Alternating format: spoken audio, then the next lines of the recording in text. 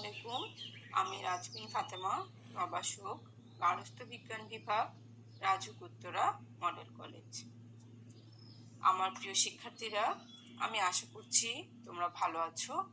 আজকে আমি আলোচনা করব একাদশ ও দ্বাদশ শ্রেণীর গার্হস্থ্য বিজ্ঞান দ্বিতীয় পত্রের 10ম অধ্যায় থেকে। অধ্যায়ের নাম হচ্ছে পরিপাকতন্ত্র, পরিপাক ও শোষণ। গত ক্লাসে আমরা কার্বোহাইড্রেটের পরিপাক ও শোষণ নিয়ে আলোচনা করেছিলাম। আজকে আমরা আলোচনা করব প্রোটিন ও ফ্যাটের পরিপাক ও শোষণ নিয়ে। প্রথমেই দেখব প্রোটিনের পরিপাক ও শোষণ। প্রোটিনের পরিপাক। প্রোটিন জাতীয় খাদ্য হচ্ছে মাছ, মাংস, ডিম, দুধ এগুলো। এই প্রোটিন জাতীয় খাদ্য পরিপাক হয়ে অ্যামাইনো অ্যাসিডে পরিণত হয়। প্রোটিনের পরিপাক শুরু হয় পাকস্থলী থেকে এবং শেষ হয় ক্ষুদ্রান্তে। মুখ, গলবিল এবং অন্ননালীতে প্রোটিনের পরিপাক হয় না। পাকস্থলীতে পরিপাক দেখি। পাকস্থলীর গাত্র থেকে নিঃসৃত হয় হাইড্রোক্লোরিক অ্যাসিড এবং পেপসিনোজেন। হাইড্রোক্লোরিক অ্যাসিডের ক্রিয়ায় পেপসিনোজেন থেকে পেপসিন উৎপন্ন হয়, অর্থাৎ পেপসিনোজেনকে সক্রিয় পেপসিনে পরিণত করে হচ্ছে হাইড্রোক্লোরিক অ্যাসিড। এই পেপসিন প্রোটিনকে ভেঙে প্রোটিউজ ও পেপটোনে পরিণত করে। পাকস্থলীতে প্রোটিন 4 থেকে 5 ঘন্টা অবস্থান করে। পেপসিন ছাড়াও শিশুদের পাকস্থলীতে রেনিন নামক এনজাইম থাকে। এটি দুধকে তঞ্চিত হতে সাহায্য করে। এভাবে আংশিকভাবে বিশ্লিষ্ট প্রোটিনের উপজাতগুলো ক্ষুদ্রান্তে প্রবেশ করে। শিক্ষার্থীরা, আমরা দেখলাম যে পাকস্থলীতে তাহলে কি থাকে, কি এনজাইম থাকে? পেপসিন এবং রেনিন। পেপসিনটা কি করে? হাইড্রোক্লোরিক অ্যাসিডের সহায়তায় পেপসিনোজেন থেকে উৎপন্ন হয়। এবার আসো অগ্নাশয়। অগ্নাশয় থেকে নিঃসৃত হয় 3টি এনজাইম: ট্রিপসিন, কাইমোট্রিপসিন এবং কার্বক্সিপেপটাইডেজ। ট্রিপসিন জাতীয় এনজাইম প্রোটিনকে ভেঙে ক্ষুদ্রতর পেপটাইড ও অ্যামাইনো অ্যাসিডে পরিণত করে। কাইমোট্রিপসিন পলিপেপটাইড ও পেপটাইডকে ভেঙে ক্ষুদ্রতর পেপটাইড ও অ্যামাইনো অ্যাসিডে পরিণত করে। কার্বক্সিপেপটাইডেজ নামক এনজাইম পলিপেপটাইড ও পেপটাইডকে ভেঙে ক্ষুদ্রতর পেপটাইড ও অ্যামাইনো অ্যাসিডে পরিণত করে। এবার দেখি ক্ষুদ্রান্তে পরিপাক। ক্ষুদ্রান্ত থেকে নিঃসৃত হয় অ্যামাইনো পেপটাইডেজ নামক এনজাইম। অ্যামাইনো পেপটাইডেজ পেপটাইডকে ক্ষুদ্রতর পেপটাইড ও অ্যামাইনো অ্যাসিডে পরিণত করে। ক্ষুদ্রান্তের কোষঝিল্লি থেকে নিঃসৃত হয় ট্রাইপেপটাইডেজ নামক এনজাইম। ট্রাইপেপটাইডেজ ট্রাইপেপটাইডকে ভেঙে ডাইপেপটাইড ও অ্যামাইনো অ্যাসিডে পরিণত করে। ক্ষুদ্রান্তের কোষঝিল্লি থেকে নিঃসৃত ডাইপেপটাইডেজ নামক এনজাইম ডাইপেপটাইডকে ভেঙে ক্ষুদ্রতর অ্যামাইনো অ্যাসিডে পরিণত করে। শিক্ষার্থীরা, প্রোটিন পরিপাকের চার্টটি একটু লক্ষ্য করো। এখানে দেখবা চার্টে আমরা চার্টটিকে 4টি কলামে ভাগ করেছি। প্রথমটার নাম হচ্ছে এনজাইম, উৎপত্তি স্থল, যার উপর কাজ করে খাদ্যের পরিণতি। এনজাইম হচ্ছে প্রোটিন পরিপাকে কি কি এনজাইম কাজ করে। তো প্রোটিন পরিপাককারী এনজাইমগুলো হচ্ছে কি? Pepsin, renin, trypsin, chymotrypsin, কার্বক্সিপেপটাইডেজ, amino peptidase, ট্রাইপেপটাইডেজ এবং ডাইপেপটাইডেজ। উৎপত্তি স্থল এনজাইমগুলো কোথা থেকে উৎপন্ন হচ্ছে? পেপসিন এবং রেনিন উৎপন্ন হচ্ছে পাকস্থলী থেকে। ট্রিপসিন, কাইমোট্রিপসিন এবং কার্বক্সিপেপটাইডেজ উৎপন্ন হচ্ছে অগ্নাশয় থেকে। অ্যামাইনো পেপটাইডেজ উৎপন্ন হচ্ছে ক্ষুদ্রান্ত থেকে। ট্রাইপেপটাইডেজ উৎপন্ন হচ্ছে ক্ষুদ্রান্তের কোষঝিল্লি থেকে। ডাইপেপটাইডেজ উৎপন্ন হচ্ছে ক্ষুদ্রান্তের কোষঝিল্লি থেকে। দেখো, এবার কার উপর কাজ করে, অর্থাৎ প্রোটিনের কোন ফর্মের উপর কাজ করে? পেপসিন এবং রেনিন প্রোটিন জাতীয় খাদ্য যেগুলো আছে, মাছ, মাংস, এই প্রোটিনকে ভেঙে প্রোটিউজ ও পেপটোনে পরিণত করবে। ট্রিপসিন, কাইমোট্রিপসিন এবং কার্বক্সিপেপটাইডেজ, এই 3টি এনজাইমের মধ্যে ট্রিপসিন প্রোটিনকে ভেঙে ক্ষুদ্রতর পেপটাইড ও অ্যামাইনো অ্যাসিডে পরিণত করে। কাইমোট্রিপসিন পলিপেপটাইড ও পেপটাইডকে ভেঙে ক্ষুদ্রতর পেপটাইড ও অ্যামাইনো অ্যাসিডে পরিণত করে। কার্বক্সিপেপটাইডেজ পলিপেপটাইড ও পেপটাইডকে ভেঙে ক্ষুদ্রতর পেপটাইড ও অ্যামাইনো অ্যাসিডে পরিণত করে। অ্যামাইনো পেপটাইডেজ নামক এনজাইম পেপটাইডকে ভেঙে ক্ষুদ্রতর পেপটাইড ও অ্যামাইনো অ্যাসিডে পরিণত করে। ট্রাইপেপটাইডেজ ট্রাইপেপটাইডকে ভেঙে ডাইপেপটাইড ও অ্যামাইনো অ্যাসিডে পরিণত করে। ডাইপেপটাইডেজ নামক এনজাইম ডাইপেপটাইডকে ভেঙে অ্যামাইনো অ্যাসিডে পরিণত করে। শিক্ষার্থীরা, তোমরা সহজে এইভাবে মনে রাখতে পারো, পাকস্থলী থেকে নিঃসৃত পেপসিন এবং রেনিন নামক এনজাইম প্রোটিনকে ভেঙে প্রোটিওজ ও পেপটোনে পরিণত করে। অগ্নাশয় থেকে নিঃসৃত হয় তিনটি এনজাইম, ট্রিপসিন, কাইমোট্রিপসিন, কার্বক্সিপেপটাইডেজ। অগ্নাশয় থেকে নিঃসৃত ট্রিপসিন জাতীয় এনজাইম প্রোটিনকে ভেঙে ক্ষুদ্রতর পেপটাইড ও অ্যামাইনো অ্যাসিডে পরিণত করে। অগ্নাশয় থেকে নিঃসৃত কাইমোট্রিপসিন জাতীয় এনজাইম পলিপেপটাইড ও পেপটাইডকে ভেঙে ক্ষুদ্রতর পেপটাইড ও অ্যামাইনো অ্যাসিডে পরিণত করে। অগ্নাশয় থেকে নিঃসৃত কার্বক্সিপেপটাইডেজ নামক এনজাইম পলিপেপটাইড ও পেপটাইডকে ভেঙে ক্ষুদ্রতর পেপটাইড ও অ্যামাইনো অ্যাসিডে পরিণত করে। ক্ষুদ্রান্ত থেকে নিঃসৃত অ্যামাইনো পেপটাইডেজ নামক এনজাইম পেপটাইডকে ভেঙে ক্ষুদ্রতর পেপটাইড ও অ্যামাইনো অ্যাসিডে পরিণত করে।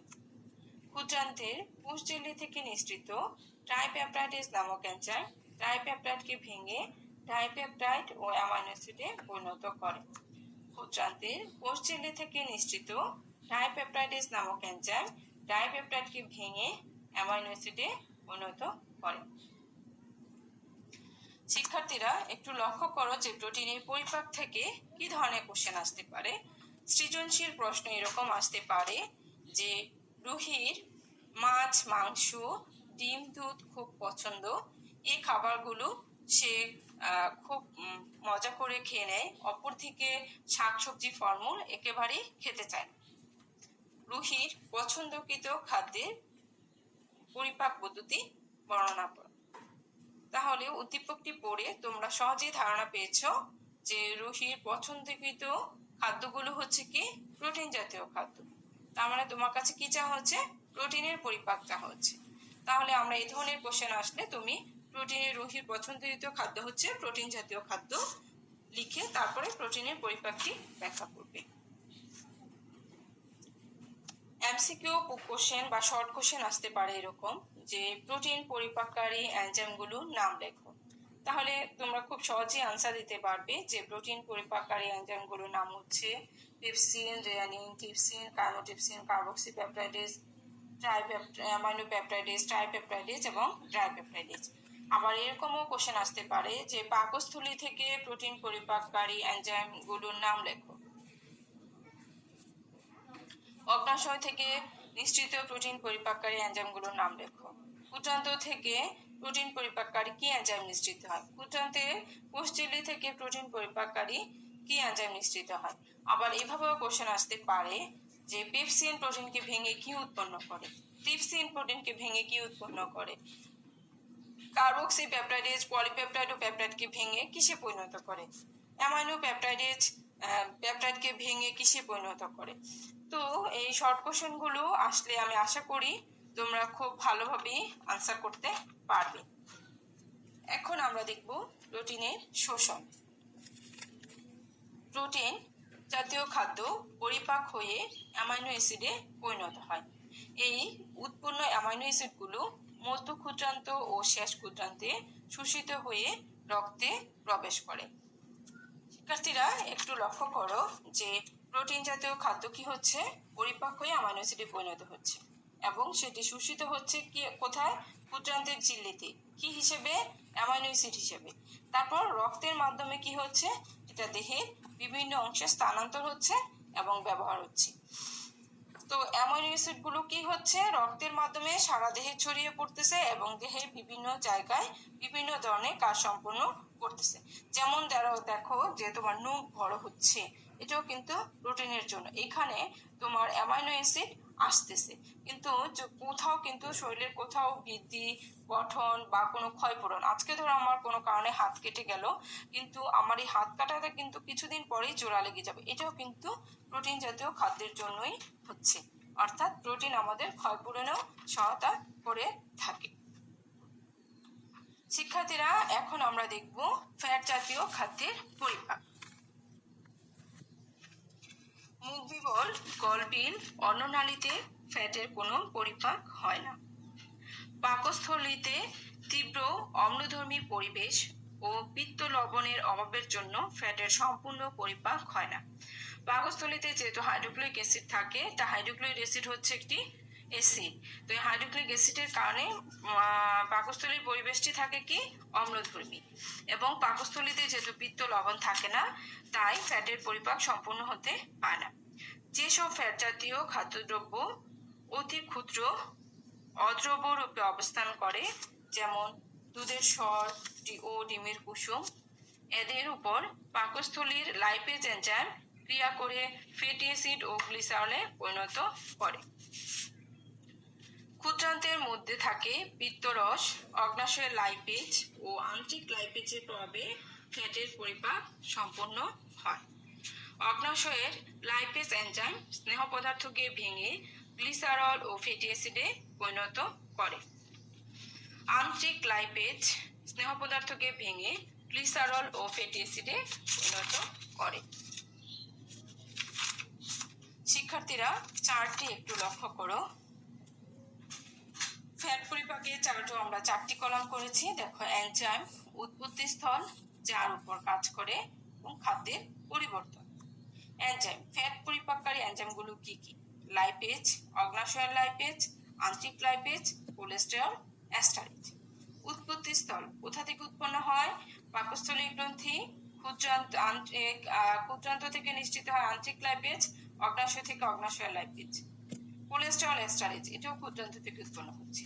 দেখো, লাইপেজ এনজাইম কিসের উপর কাজ করতেছে? দুধের সর ও ডিমের কুসুম, এটাকে ভেঙে গ্লিসারল ও ফ্যাটি অ্যাসিডে পরিণত করতেছে। তা এখানে আন্ত্রিক লাইপেজ এবং অগ্নাশয় লাইপেজ স্নেহ জাতীয় পদার্থকে গ্লিসারল ও ফ্যাটি অ্যাসিডে পরিণত করতেছে। কোলেস্টেরল এস্টার জাতীয় স্নেহ পদার্থের উপর কাজ করতেছে কোলেস্টেরল এস্টারেজ নামক এনজাইম, যা নাকি মুক্ত কোলেস্টেরল ও ফ্যাটি অ্যাসিডে পরিণত করতে পারে। শিক্ষার্থীরা, এখন আমরা আসো দেখি যে এখান থেকে কোশ্চেন কি হতে পারে। তারা এরকম দেয়া থাকতে পারে যে একজন ব্যক্তি ফ্যাট জাতীয় খাবারগুলো বেশি পছন্দ করে, তাহলে ফ্যাট জাতীয় খাদ্যে উক্ত ব্যক্তির জন্য পরিপাক পদ্ধতি ব্যাখ্যা করো। তাহলে উক্ত ব্যক্তি যেহেতু ফ্যাট জাতীয় খাবারগুলো গ্রহণ করে, তাই তোমরা উদ্দীপকটি পড়ে বুঝতে পেরেছো যে সে ফ্যাট জাতীয় খাদ্য গ্রহণ করতেছে, তাহলে ফ্যাটের পরিপাকটি লিখে দিবে। আর শর্ট কোশ্চেন এরকম আসতে পারে যে ফ্যাট পরিপাককারী এনজাইমগুলোর নাম লেখো। তাহলে কি লিখবে শিক্ষার্থীরা? যে ফ্যাট পরিপাককারী এনজাইমগুলো হচ্ছে লাইপেজ, অগ্নাশয়ের লাইপেজ, আন্ত্রিক লাইপেজ, কোলেস্টেরল, অ্যাস্টারেজ। আবার এই লাইপেজ এনজাইম কোথা থেকে উৎপন্ন হয় সেটাও আনসার করতে পারবে। তো খুব সহজেই তোমরা এই কোশ্চেনগুলো আনসার করতে পারবে। এখন আমরা দেখব ফ্যাটের শোষণ। ফ্যাট গ্লিসারল ও ফ্যাটি অ্যাসিডে পরিণত হয়ে দেহে শোষিত হয়। ক্ষুদ্রান্তের ভিতরে পিত্ত লবণ, বৃহৎ ফ্যাটি অ্যাসিড, মনোগ্লিসারাইড ও ডাইগ্লিসারাইড ইত্যাদি মিলে ক্ষুদ্র ক্ষুদ্র চর্বি কণা বা মিসেলা উৎপন্ন হয়। এগুলো গ্রহণী ও মধ্য ক্ষুদ্রান্ত ও ক্ষুদ্রান্তের ঝিল্লিতে শোষিত হয়। ট্রাইগ্লিসারাইড, ফসফোলিপিড, কোলেস্টেরল ও প্রোটিন যুক্ত হয়ে শ্বেতকণা উৎপন্ন হয়, যাকে কাইলোমাইক্রন বলে। এগুলো ক্ষুদ্রান্তের কোষ থেকে লসিকায় প্রবেশ করে এবং পরে লসিকা থেকে সরাসরি রক্তে প্রবেশ করে। রক্ত থেকে কাইলোমাইক্রনগুলোকে যকৃৎ ও মেদকলা গ্রহণ ও ব্যবহার করে। যখনই রক্ত থেকে কাইলোমাইক্রনগুলো যকৃৎ এবং মেদকলায় আসে, তখন অতিরিক্ত ফ্যাটগুলো মেদকলাতে জমা থাকে। এভাবেই কিন্তু আমরা মোটা হয়ে যাই। এভাবেই ফ্যাটের শোষণ সম্পন্ন হয়। শিক্ষার্থীরা, তোমাদের হোমওয়ার্ক থাকবে, লিখে নাও। ফরহান দশম শ্রেণীর ছাত্র। সে ভাত, রুটি, শাকসবজি খেতে পছন্দ করে না, তবে মাছ, মাংস, ডিম তার খুব পছন্দ। ফারহানের পছন্দকৃত খাদ্যের পরিপাক আলোচনা করো। শিক্ষার্থীরা, ফারহানের পছন্দকৃত খাদ্য কি হচ্ছে? মাছ, মাংস, ডিম। এরা কোন ধরনের পুষ্টি উপাদান এদের মধ্যে? মাছ, মাংস, ডিম হচ্ছে কি প্রোটিন জাতীয় খাদ্য। তাহলে ফারহানের পছন্দকৃত খাদ্য হচ্ছে প্রোটিন জাতীয় খাদ্য। তোমরা তাহলে ফারহানের পছন্দকৃত খাদ্যের পরিপাক পদ্ধতি লিখবে হচ্ছে প্রোটিন জাতীয় খাদ্যের পরিপাক পদ্ধতি। আজ এখানেই শেষ করব। ধন্যবাদ সবাইকে। পরবর্তী ক্লাসে আবার দেখা হবে।